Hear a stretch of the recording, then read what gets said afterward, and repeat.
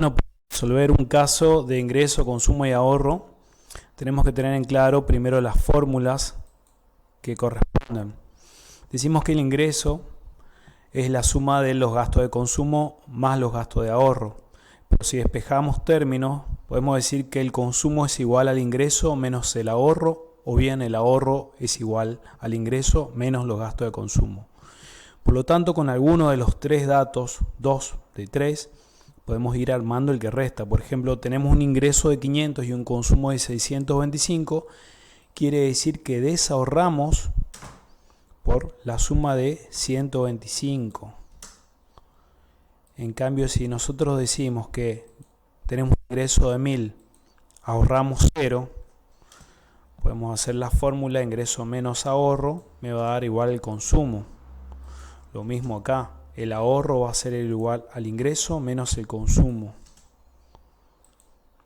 Con 2 de 3 datos me puedo manejar bien. Inclusive con tener algún dato de las propensiones, también puedo manejarme bien para llenar el cuadro.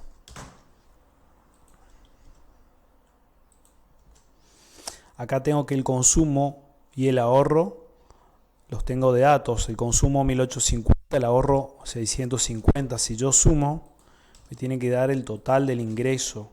Voy aplicando estas tres fórmulas que tengo acá arriba.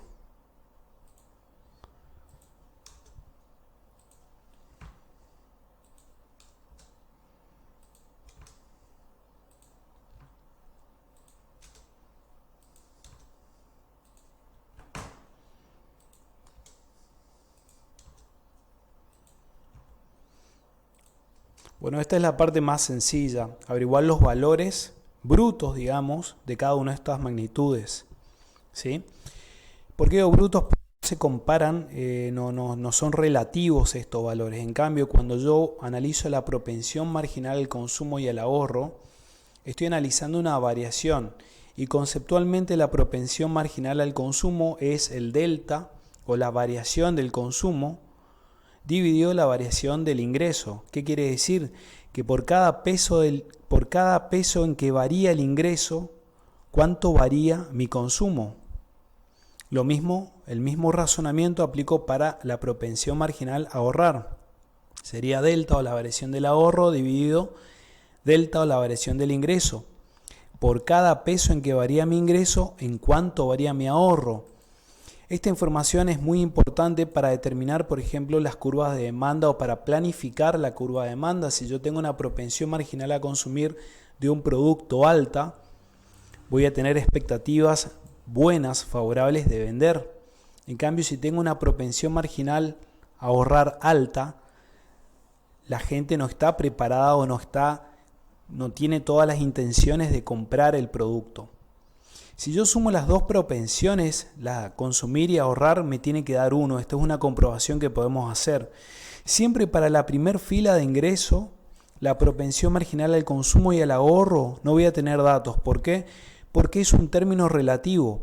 Yo voy a utilizar los valores del posterior, menos el anterior. Por ejemplo, la propensión marginal al consumo, construyo la fórmula del consumo, el segundo consumo, o que acá puedo llamar C2, menos el consumo anterior, y esa resta voy a dividir del ingreso 2 o sub 2 menos el ingreso sub 1.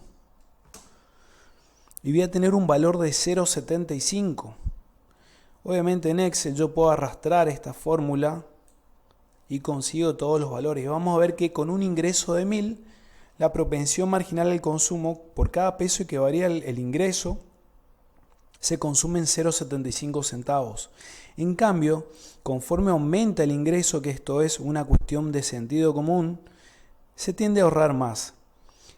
Partiendo de que la propensión marginal al consumo más la propensión marginal al ahorro me da 1, yo tendría que acá voy a tener los valores complementarios para que me den 1, pero voy a construir también la fórmula.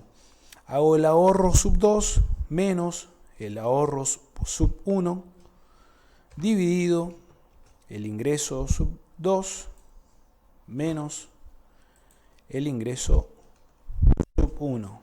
y me tendría que dar 0,25. Si yo arrastro, los números que me dan tienen que ser complementarios de modo de sumar estas dos columnas, la G y la H, y me tienen que dar 1. En cambio, la propensión media a consumir es cuánto gasto en consumo por cada peso del ingreso, o qué porcentaje representa mi consumo respecto del ingreso. Acá la fórmula es mucho más sencilla. La propensión media a consumir es el consumo dividido el ingreso. Sería una medida estadística. Entonces yo hago el consumo dividido el ingreso y me va a dar en el primer caso 1,25. Consumo más de lo que percibo de ingreso. Lo mismo acá que en la propensión marginal a consumir y ahorrar. Si yo sumo las propensiones medias a consumir y ahorrar, me tienen que dar el total 1. Yo agarro y hago la misma fórmula. El ahorro dividido el ingreso y me tiene que dar menos 0,25.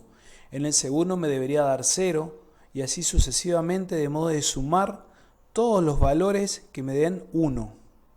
La propensión media al ahorro es cuántos pesos ahorro por cada peso del ingreso. ¿Cuánto ahorro por cada peso de ingreso?